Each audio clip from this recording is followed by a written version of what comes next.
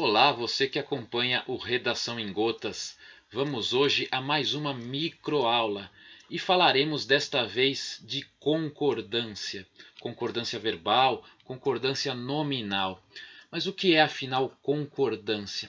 A palavra, claro, vem de concordar, mas concordar o quê? Ou o que com que? No caso da concordância verbal, concordar o verbo com o sujeito. E no caso da concordância nominal, em geral, o adjetivo com o substantivo. Neste caso, porém, da nominal, é possível que envolva outras classes gramaticais, outras classes de palavras, como pronomes e numerais.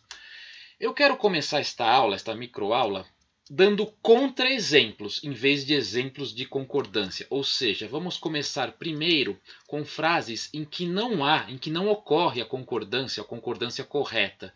Vocês podem até brincar dizendo que ocorre nestes casos discordância verbal ou nominal, né? Aqueles exemplos clássicos, já muito até batidos, como nós foi, a gente vamos, e o correto seria, claro, nós fomos, a gente vai. Ou então frases como eles é tudo gente boa. O correto seria eles são todos gente boa. Ou então, um caso muito específico, até bobo, assim, digamos, de concordância nominal, seria ela é uma menina muito esperto. Né? Esperto masculino, mas tem que concordar com ela, com menina, então seria esperta. Né? Parece algo bobo, banal, mas é um tipo de erro que ocorre com muita frequência, sobretudo na forma oral, enquanto falamos, né? Mas também num bate-papo informal, com amigos, em outras situações em que nós conversamos, mas também ela ocorre com muita frequência na escrita. Em primeiro lugar, por falta de atenção, né? E em segundo lugar, eu acrescentaria isso, embora a atenção tenha um grande percentual de importância, também a falta de de um desenvolvimento maior de certas habilidades ao se escreverem frases com construções mais complexas. Por exemplo, quando o sujeito é longo, ou então há entre ele e o verbo um aposto ou alguns tipos de orações subordinadas que acabam distanciando, né, tornando distantes o sujeito do verbo e talvez o sujeito de seu complemento. Vamos ver alguns exemplos, algumas frases. A primeira: a vida de todos nós, adultos, jovens e crianças, são marcadas por inúmeros desafios. Repetindo, a vida de todos nós, adultos, jovens e crianças, são marcadas por inúmeros desafios. Perceberam alguma coisa errada? Né? Algo que até soa mal? Pelo menos para os ouvidos mais atentos, é uma capacidade que todos nós precisamos desenvolver, ter ouvidos mais atentos, né? E olhos também mais atentos ao ler, passa uma nítida impressão de que algo está errado. O que acontece? Qual é o sujeito? A vida de todos nós. E vem o aposto, adultos, jovens e crianças.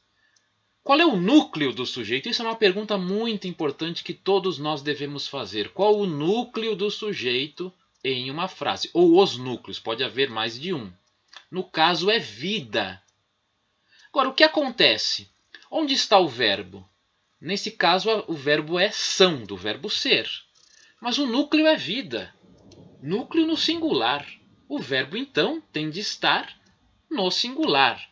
Existem alguns casos especiais, algumas exceções, veremos em outras microaulas futuramente. Mas, via de regra, o verbo tem de concordar com o núcleo do sujeito. Então, a vida de todos nós, adultos, jovens e crianças, é marcada, sem plural também, sem o S, por inúmeros desafios. Claro, o por inúmeros desafios pode ser mantido, e deve até pelo sentido, mantido no plural. Outro exemplo, mais um.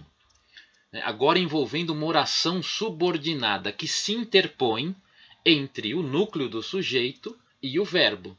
O raciocínio é o mesmo, é semelhante, mas tem essa sutil diferença. A festa, que reuniu diversas atrações, encantando a todos que estavam presentes, foram excepcionais. E aí? Tá certa esta frase? O que há de errado Ou será que está totalmente certa? Né?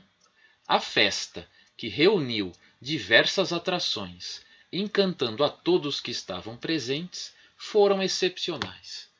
Qual é o sujeito de foram excepcionais? Né? A festa. Mas e aí? Tá certo? Não tá. Né? Porque festa, que é o núcleo do sujeito, é o singular, e pulando toda essa oração subordinada, aliás duas, né, que reuniu diversas orações, encantando a todos que estavam presentes. A primeira é que reuniu diversas orações, e a segunda, que é reduzida de gerúndio, encantando a todos que estavam presentes. Pulando todo esse trecho longo, o que sobra da oração principal? A festa foram excepcionais, mas tem um erro crasso aí. O certo seria a festa que reuniu diversas atrações, encantando a todos que estavam presentes, foi excepcional. Tem que concordar com festa. É o núcleo do sujeito. Ok? Em resumo, qual o segredo? Nestes casos, né, como eu falei, há outros ligados à concordância que nós veremos em microaulas futuras, mas nestes casos dessas frases, é o núcleo do sujeito, que na primeira é vida e na segunda é festa, e é com eles que os verbos e os complementos têm de concordar.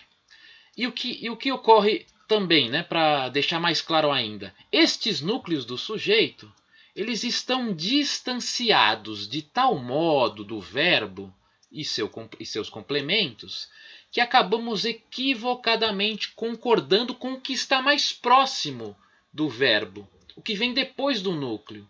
Né? No caso da última, da festa, nós acabamos concordando com diversas atrações ou que estavam presentes, né? acaba acontecendo o que os especialistas chamam de contaminação. Esses trechos, essas palavras mais próximas, acabam contaminando indevidamente, equivocadamente, o verbo e o complemento, que está muito distanciado do núcleo do sujeito que está lá atrás. Né? Então, mas é preciso haver atenção, uma atenção máxima, sobretudo ao escrever. Claro, falando, conversando, escapa, acontece comigo, acontece com quase todo mundo, né? Tirando uma ou outra exceção, pessoas com um nível de concentração altíssimo, talvez, e de conhecimento também altíssimo, talvez não aconteça, mas são pessoas raras. Né?